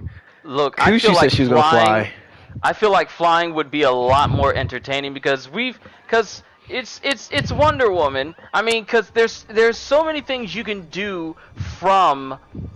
I mean, there's plenty of things you can do from a jet, but there's more you can do from a flying type position. Well, if you're flying, you can go from flying straight into attack mode. But if you're in the invisible jet, it's all like, okay, I got to jump out of my plane's got to fly off and do something, and then I attack someone. I feel like flying would be a lot more personal than just simply being in a jet. Mm-hmm. So that's what I'm hoping that we get from Wonder Woman. Because frankly, when's the last time we got a game where flying was a way to get around? Crystal Dynamics, shut up! I mean, yeah. Because what they're doing is Yeah. not flying. They're doing very controlled gliding. And that's dumb. They're very controlled gliding with little to no reason to be moving at that speed, and still waiting on that traversal update. Oh but my I'm not holding my gosh, breath. we'll get to that after the stream. Because I gotta talk to you on that one. I gotta get some discrepancies, but guys, listen to me. Truthfully, I need people to understand that gaming and art inspires art. If Sonic can cause a shake up in the foundation in some type of positive way where DC looks at it and is like, we can do a Flash game, then Sonic has done its job. I don't know what it is with gaming where like they have to just do it. Well, if the game like where they're inspired to like, oh, that game did the bare minimum, then we should do the bare minimum too. They'll give the same money. It's like no. We were fooled. Let me say this. We were fooled about Marvel's Avengers because we didn't know what to expect. And yes, it was a looter. So most of the time it was a game as a service. So we're thinking in our heads like, okay, the next update. Okay, the next update. Okay, the next update. But after a while we were like, okay, dude, it's not going to work. That was the issue with that game. That's why we trash it so much. But for games that are not games as a service, that, you know, if Sonic Frontiers want to do a co-op type of thing with it, I'm all for it. You know, look, let them say I could play Knuckles and Kushu can be Sonic. I will be just flying. I'll be like, hey man, I'm gonna go over here. you go do your own thing, man. You know, I would be fine with that, but I need games to get to the point where they're saying like, realistically, in terms of frames, hardware, we need the devs to get used to the hardware they're into, because no offense, Gotham Knights should have never passed. That 30 frames per second was abysmal. I think that was the most stupidest thing, because first and foremost, how come PC gets 60 frames, bro? We have a new gen console. Sonic is 60 frames. You can't tell me you can't do 60 frames in a new console. You can't. You can't tell me that, bro. This is 60 frames. This is 60 frames. But you telling me Gotham Knights can't push that? You can't tell me that. Even though God of War has not been fully optimized to the PS5, which I hope they'll get an update. Well, it'll be fully optimized and stuff like that. It still can run. What, can it run like 120p? Yeah, you need an HDMI 2.1 capable TV. Okay. I actually got to correct you on that one. It's optimized to run on its console because you have multiple performance options. It has performance options for 4K TVs, performance options for TVs without 4K, and it gives you several different performance options. So you got your 30 FPS but if you're going for 4K and quality, and then you have your 60 FPS if you're trying to go for pure performance, and then you have your 120 FPS if you're trying to go for beyond 60 frames per second in terms of uncapped frames. So you cannot tell me that games nowadays that are released on consoles are not capable of reaching 60 frames and being in an optimized position for the consoles they're built for. If you do, you're a liar, and you should not be in the gaming industry trying to sell $70 games, but telling people, oh, we can't release it in a performance with any performance options because we want to give people the best looking game possible. Looks aren't everything. Performance stands out more than anything else. Right. So when I play a game like Sonic Frontiers and it performs well and it's smooth and stable, other games that do more literally have no excuse. I mean, okay, so this is 60 frames. I'm gonna see if I can change I wonder if I can change the frame graphics. You can put it on the 4K mode. Yeah, 4K mode. Yeah, apply the changes. This is 4K. This is 4K. And yeah, it looks good, don't get me wrong. But, you know, it's smooth a little bit, but you could tell that, you know, it's skipping some frames. You could tell how, well, wow, he looks like he's going way faster than he did before. But you could tell that it looks like it's chugging. It looks like it's chugging. It looks like it's dipping a little bit. But that's 4K mode. But if you go back to 60 frames, it's not much of a difference. The graphics in this game are optimized to be like, hey, if it does go to 60 frames, the graphics won't be changed so much. I prefer performance over graphics. That's how I am. Do I love a beautiful game? Yeah, but I mean, look, it doesn't like it changed so much. Like, it still looks beautiful. This game is beautiful, even on 60 frames, but it just looks better when you're running. It's smoother, you know? So, I don't know why WB Montreal, I don't know why, because my thing is this, if y'all tell me it's better than Avengers, why does Avengers run at 60 frames per second? I just feel like this. Games in general at base need to be base 60 frames. You know, it can, now, if it's going for performance, like base is 60 frames, and higher to go ultra higher is just 120. If you're going for 4K, yes, you can do the 30. You know, I don't know who wants to do 30, but I ain't doing no 30. I'm doing 60 or 120 if my TV will let me. You know, but yeah, I don't know. Like, I feel like that's so mind-boggling that people accept that. No, don't accept that.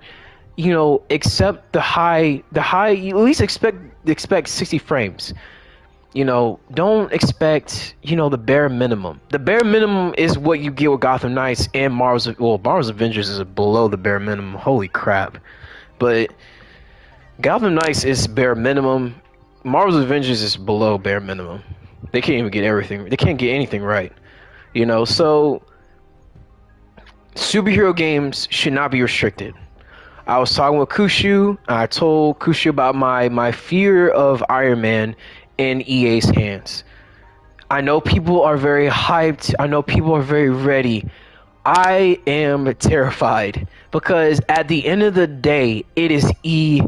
And if you guys don't know what I'm talking about, I want y'all to understand. Look at Fallen Jedi Order.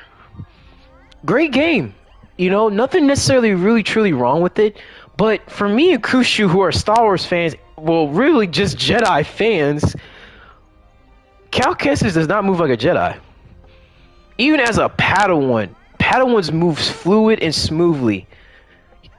Cal runs like he has a stick up his butt. He runs like he doesn't know what he's doing. He can't double jump. The most simplest of moves are locked behind story.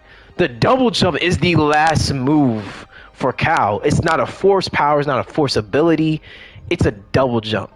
So when you look at that, and I'm praying to God that when we play Survivor, all that has been changed. I hope all of it's been changed. Please, please, I do not want to go through that again because I will literally delete that game. I hope with Iron Man, they do not do that. The tutorial moves should not be unlockable moves. It should just be, this is the tutorial moves, here you go, boom, bang, whatever. You go off, go fly, The only thing that should be lockable is how fast Iron Man is moving in flight, how fast he's moving in combat, how powerful he is, and what movesets he has in his skill tree, or just in general what he can do. I hope monetized games is not going to be affected by EA's dumb stuff going through, their heads, I want, the only thing that I want that's monetized, maybe just cosmetics. That's it. But in terms of anything else, I don't want no emotes being monetized. I don't want no, special takedowns to be monetized. I do not want a Marvel's Avengers Iron Man. I want the invincible Iron Avenger Iron Man. I want the tech head, the most smartest man, one of the most smartest men in the Marvel Universe, Tony Stark, to be fleshed out how he is in the comic books. I do not want no regressed Tony Stark that looks like a dad in his late 30s. Okay? Tony Stark is a smooth, suave, sarcastic, quick at the mouth, impulsive nerd who basically has a caring heart. But he is he's full of crap. He's not the best person in the world, but I think that's what makes him one of the greatest heroes and one of the Earth's mightiest, in the Marvel universe, because he knows his own flaws, but he tries to prevent it. So I hope that monetized games, please, I hope you guys nail it. I hope you guys do a great job, but I pray that you guys are not influenced by EA. Please, if anything, if you guys have a brain, do not follow EA's way. I don't care if they're the ones that are funding you, because at the end of the day, if the game is a hit, your fans will buy it. We will buy it. Marvel fans will buy it. We are literally we're fiending. We're fiending. We're not stupid, but we're fiending, okay? We're waiting for Wolverine. We're waiting for Spider-Man 2. And we're waiting for the Black Panther and Captain America game, but even though we're still skeptical about that, we're waiting for another trailer. So we're really just waiting for Spider-Man 2 and Wolverine. We already know those games are going to be a hit. I'm not saying that it will be a negative, but Lord, please do not let this happen. If Insomniac kicks the bucket, I'm going to faint. But if they do, I hope that you guys can somewhat help the narrative with Marvel games, because Marvel games as an industry has been kind of struggling. So we don't want to put so much pressure on Insomniac. We need developers to be good. Rocksteady, y'all are okay for now.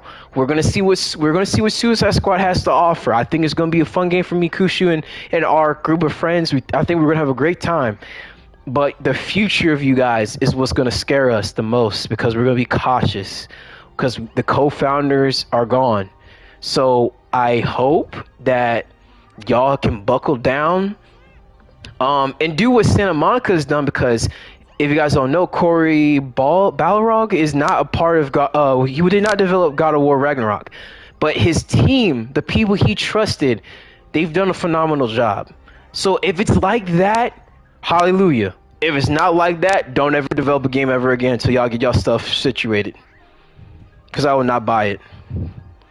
If it's like Gotham Knights, I'm not doing it. I'm not. I will happily go the other direction, because I'm tired. Kushi's tired. I'm tired and I never even played it. Yeah. man saw me play and was already out of breath. It's just like, look, man, I was so tempted because I wanted to be Red Hood. I thought, it'd be fun to play as the gunman in the game. Then I saw the game and I thought, you know what, this is Marvel Avengers and I am not about to torture myself. I'm 30 years old. I don't need that type of blood pressure rise. I don't need that. I don't need that type of anxiety, that stress. If you saw my face, you wouldn't think that I'm 30 years old, but nope. I'm getting on up there in age. I don't need stress. I don't need stress of any kind. So when I saw that, all I could think of was like, yeah, I'm not about to waste $70 on this. Then to find out it doesn't have like an option to have performance so it can actually run smooth. And then after seeing Kyle play through it, and it's like, oh no, this is not what I intend to spend money on. This is not quality. This is garbage. This is not something that I would suggest to people, especially if they have next gen consoles.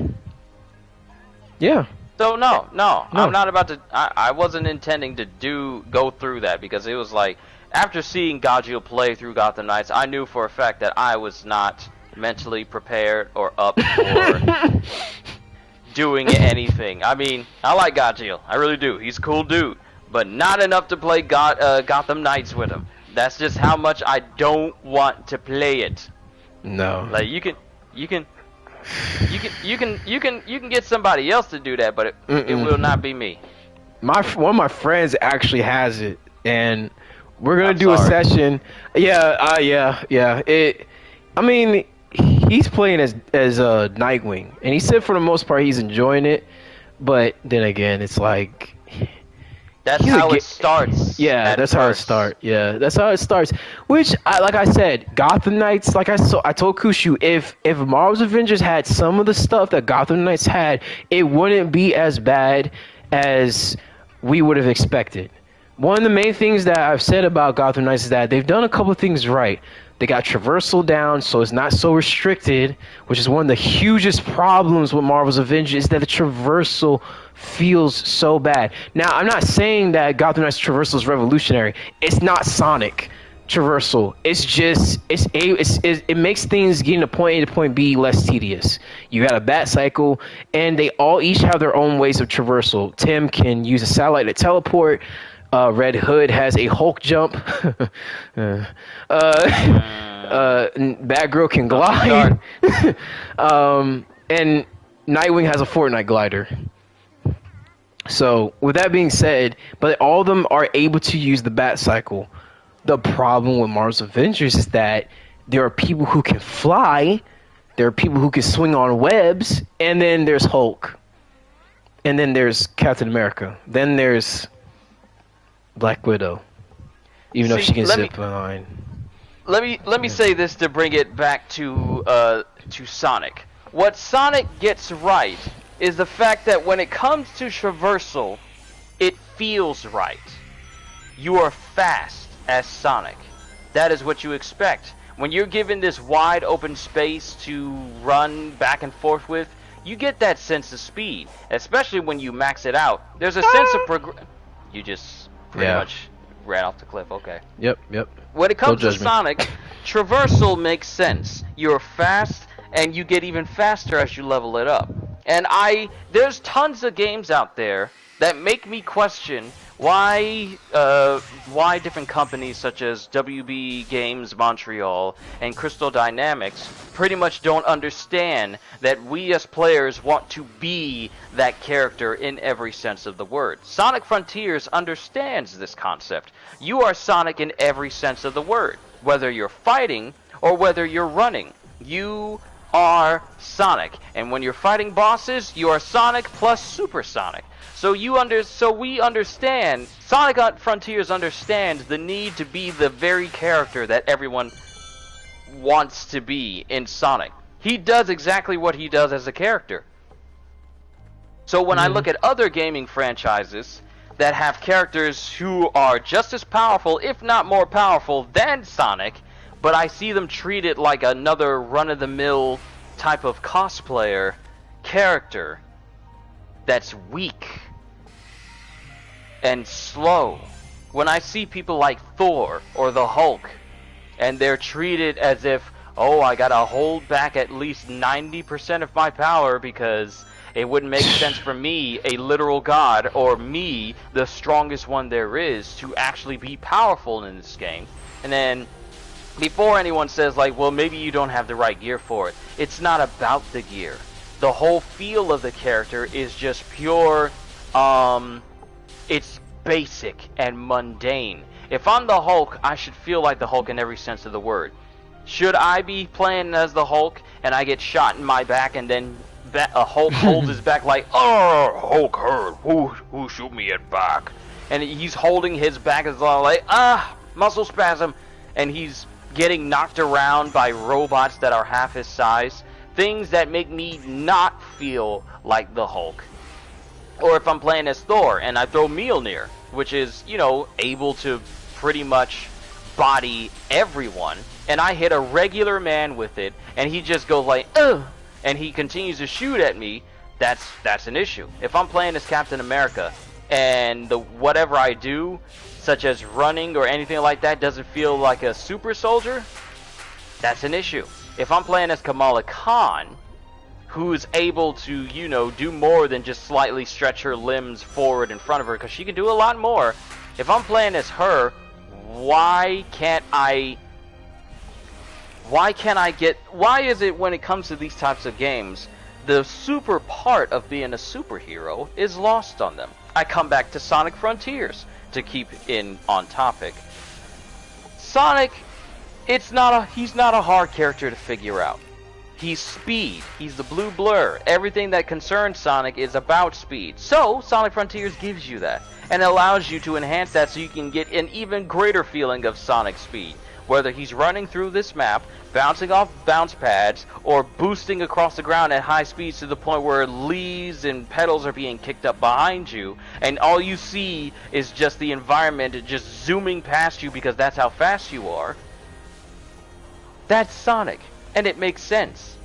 So there's no excuse why we have other games where there are superhuman individuals given a wide open space to traverse and be super in, and it doesn't feel that way.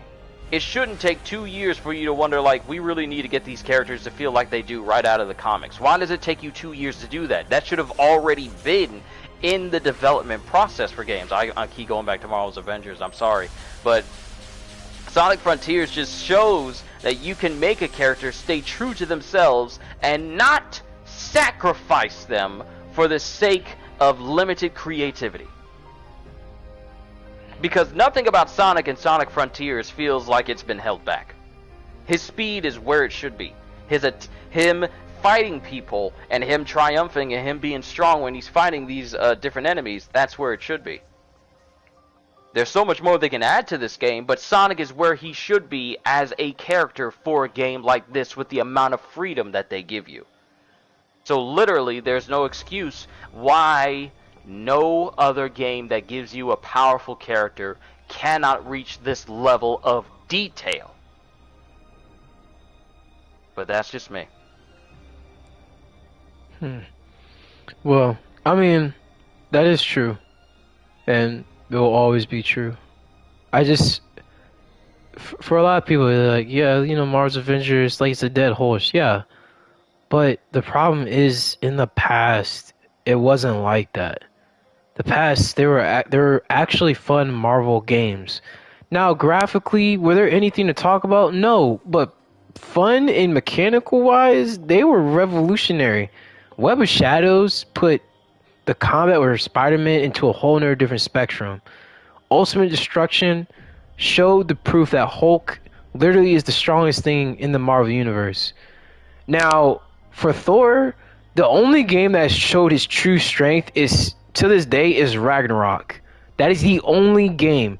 Yes, he did have a movie tie-in game, but it did not do a service to him. I don't think I've ever felt power for Thor like I have for Ragnarok, where he really is like a tank, but he's also a warrior. Like he has power and he can back it up. That's the thing about the Thor that I like in the Norse mythology is that he's a force to be reckoned with. The MCU Thor and the gaming Thor, for some odd reason, are jokes. They're just jokes. Comic book Thor is different. Comic book Thor is not a joke. He's the closest thing to his Norse mythology counterpart, but I digress on that situation.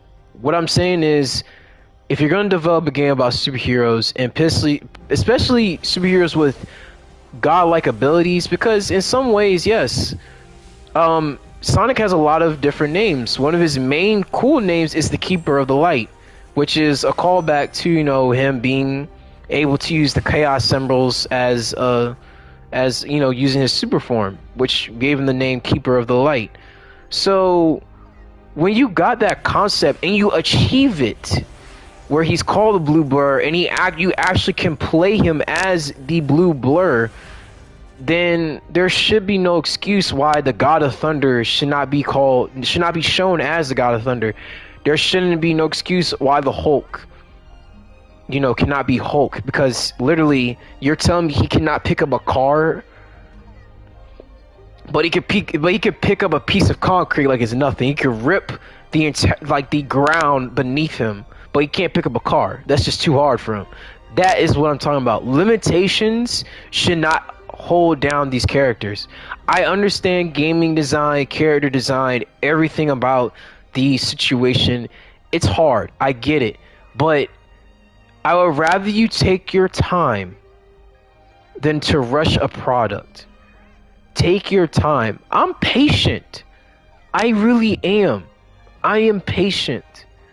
You don't have to, Frontiers took 4 years. That says something. It took 4 years to make this game. And it turned out to be really well done. Now there are a few kinks that need to be polished, but overall the package was good. God of War 2018 is the same thing. There was a certain stuff that had to be polished about it, but overall the package was good. We're not expecting every game to be a game of the year. We're expecting every game to be functional, fun, and enjoyable, and a great experience. I'm tired of games being such a chore. It's getting to the point where games as a service game have been ruined for me and Kushu. Because we played Tiny Tina's Wonderlands, and then they did some stuff with the DLC that we didn't really like, and it kind of burnt us out. We don't want that, especially for I won't give up on the superhero genre of gaming. I won't, and I know Kushu won't either, because we're huge fans of it. But it's getting to the point where our gaming list is kind of going down a little bit. Right now we've done Bayonetta, we've done Sonic, we've done God of War Ragnarok. The next big anticipating game for me and Kushu, we're looking at Evil West, which is really cool. I'm gonna talk to you about that afterwards, Kushu, because I want to shoot an idea to you. But Midnight Suns is the game that we are really invested in, where it's giving me the same feeling Sonic did. I can have fun. Yeah, it's a card-based game, whatever. For crying out loud, bro. But can I tell you something? How does a card-based game get the Marvel superhero pantheon better than a game that is meant to be more 3D and more like more free, but you are so limited. Like, why is it a card game gives you more freedom? Why? It's a card game. A card game is supposed to be more limiting than a triple A game that's more open world or open biome, whatever you want to call it. But the character is so limited, he can't do anything in the world really. So for people who want to give me that crap like, oh, it's a card game, shove it. Okay? Yeah, so what? It gives you the power that you need. And you can level up the cards, and you can practice, and you can interact, you can have fun. The ladies are sexy, the men are cool. It's what I need, you know? Am I scared of boobs? No, I'm not. I like them. I like thick women, and that's how I am. Okay? I like cool dudes that have cool shades. I like guys that like, have, cool abilities, That's why I like Sonic, that's why I like Goku, that's why I like Superman, that's why I like the whole pantheon of Marvel, the whole pantheon of DC. Because that's what made me a fan. Was their characterizations, their abilities, and who they were. And to be able to play video games based off those characters was a dream. Marvel Spider-Man, can I be honest with you? Marvel Spider-Man was my game of the year 2018. It wasn't God of War. It was Marvel Spider-Man because it gave me the joy of being a kid again and enjoying the game. I didn't feel like that until I played Sonic Frontiers. And I'm gonna tell you this: if you got me to the point where I platinum your game is great in my eyes. There's nothing else to say. I platinum both Spider-Man, Marvel Spider-Man, and Spider-Man Miles Morales. I'm going to platinum Spider-Man 2. I'm going to platinum Wolverine. I'm going to try to platinum Ragnarok, but I know it's going to get me. But that's neither here or there. And I'm gonna platinum games that are fun. That's my word to myself. I will platinum games that are fun. I will not platinum games that are abysmal. I will not platinum games that are tedious. I will not platinum games that suck the fun out of everything that I enjoy about gaming. Modern Warfare 2 will not get platinum. I could platinum Tiny Tina's Wonderlands if I wanted to. I can do that. That's not gonna take me too long, but that'll get platinum. But that was a fun game. But Marvel's Avengers will not get platinum. What other game made me mad? Sonic Forces will not get platinum. Any of the older Sonic games, that were abysmal, I will not platinum. Gotham Knights, I'm not gonna try to platinum that game at all. So, my thing is this: if a game is making you want to platinum it and it's enjoyable, platinum that game and enjoy it. That's a game that's worthy to get replayed, the story to get replayed. Like, personally for me, I want a new game plus for Sonic Frontiers. I want to replay the story at max level, but make the bosses a little bit harder. Oh yeah, I'm down for that. I will literally replay this whole entire story because that's how much I enjoyed the game. So that's all I have to say. That's it for my review. Sonic Frontiers is a 10 out of 10 as a Sonic fan. Gaming wise, is a 9 out of 10. But truthfully, for a fun experience, it is a 10 out of 10. If you're a Sonic fan or just curious, please, I recommend you please buy this game. Support Sonic Team, support Sega. Bring your own opinion to it. Personally, for me, this is my opinion. This is my review. You don't have to agree with me. If you think this game was not worth it, that's fine. But for me, I think it was worth buying it. And it's not an abysmal price. Can I say that? I'm going to say that again. It wasn't an abysmal price. The base game is only, $60? The digital deluxe was $70. So you're not really losing much for it, but it's worth it. It really is. But Kushu, wherever you want to say, man. Okay, so just to give my own closing remarks to it, Sonic Frontiers is a fun game.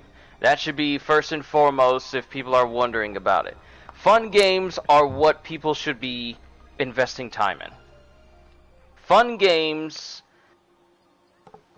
Fun games are the only games that are really worth your time. Not games that demand that you spend copious amounts of hours trying to unlock a full battle pass in order to get some skins or playing hard difficulty missions for a nameplate and stuff, dumb stuff like that. That's not worth your time. What is worth your time is games that you know and can tell are fun, and you don't need to question whether you should have spent so much hours playing that particular game. The only games that are worth your time are the ones done by people who themselves are having fun creating a game. Not perpetrating, saying like, oh, we love this franchise and stuff like that, and they say it in front of a bookcase full of books that they don't read or pay attention to. No, I mean games done by people who know these characters inside and out. You can see it in the gameplay displays, and you don't have to question whether or not there are people who can actually get the job done for this particular game. Those are the games you should be looking forward to and trying to play.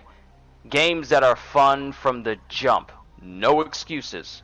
Because, frankly, me, Godjill, and a whole load of other people are just tired of games that are just made to be time sinks rather than to be full-on gameplay experiences that you can fully enjoy to the utmost.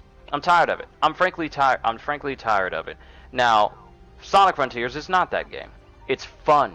It's great. Is it going to be like a Game of the Year contender? No, but what it is a fun game, and that's what it should, and that's what all games should be. The same way I feel about Destroy All Humans 2 Reprobed, which itself was another fun game. This game is fun, and it's a good way for you to like chill, relax, run around, be Sonic, mess around a little bit. It's a good relaxation type game, but it also has its moments where it really perks up. Now, aside from that final true boss, this game is great, and I highly suggest it to any Sonic fan. And given how it's already doing well in sales in Japan, a place where it has never been, Sonic games have not been doing well in terms of games as a whole for the past 20 years, I feel like this game is a step in the right direction. So that means that if they can just take every great thing about Sonic Frontiers and then vastly improve upon it in future games, Sonic can have a revival as big as Mario. But overall, I enjoyed playing through Sonic Frontiers. Except for that final boss, everything about this game was great. I never had any graphical errors pop up, no bugs that made it so it was impossible for me to play the game. I did have plenty of moments where I would just speed off of an edge too quickly, but that is from user error, not game error. Overall, this is actually an incredibly stable game. Because off the top of your head, Godjill, has there ever been any moments where the game had a stability error or performance error or performance issues during the entire time you were playing this game? No. And the same can be said for me. There has not been a single moment where the frame rate actually dipped at all, or any moments where the stability of the game was in question because so much was going on screen. This has recently been one of the most stable games I have ever played. Especially for a game that's been released near the end of this year. It is by far one of the most stable games you can play. And I'm playing God of War Ragnarok right now, and that, well, I've already finished it. I beat it before Godjill, but that game is stable too. But this game right here is incredibly stable, especially with you moving at high speeds, where normally that would cause the frame rates that would cause issues due to so many things having to pop in on screen. And even with the pop-in that happens on screen, it's negligible. It's not something that you have to worry about. It's not something that's distracting. Sure, you see it, but who cares? You're Sonic, you're running fast, and that's all you really care about. And I feel like Sonic Team did a good job in making it so that no one focuses. It's so easy to forget that pop-in happens because you're just speeding along as Sonic. And that's the only thing you're paying attention to.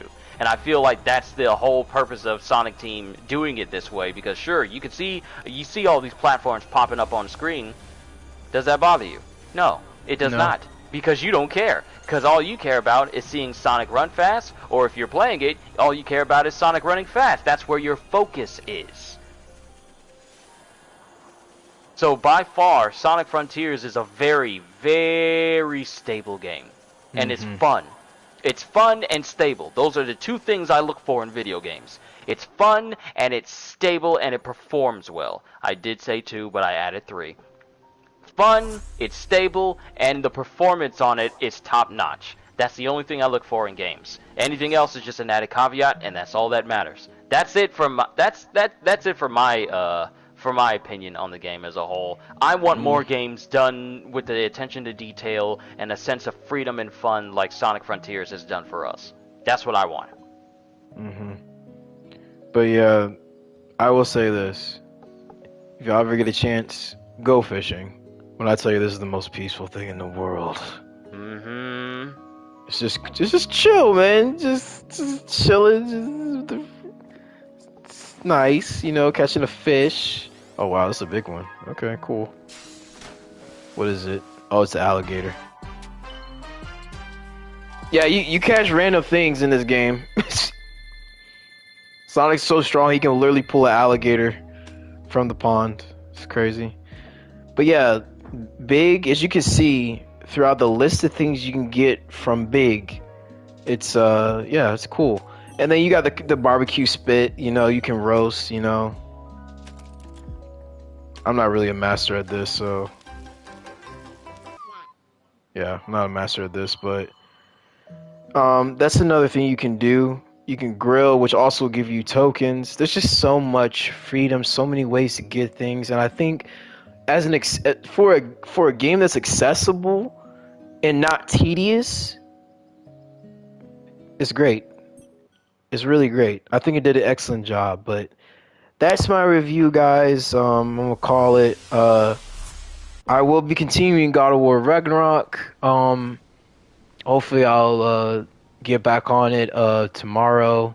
It's just so much to do. I was just doing side quests. I did like two live streams today, so hopefully that'll be enough for you guys. We're getting to the nitty gritty. For you guys who watch my my little playthroughs here and there, we're with Atreus. We just got to see Asgard, which was really cool. And I don't know, man. My heart in that game is it's like how it is with Civil War. It's like we don't know what to do. I don't know what to do. So, but yes, this is my review. Kusha, I appreciate you being here. But yeah, problem. please go find this game. If you don't want to pay full price, wait for Black Friday. You know, maybe you can find it on Best Buy or whatever. But this game is worth it. This game is worth it. But until next time, guys, I'll be seeing you. Peace.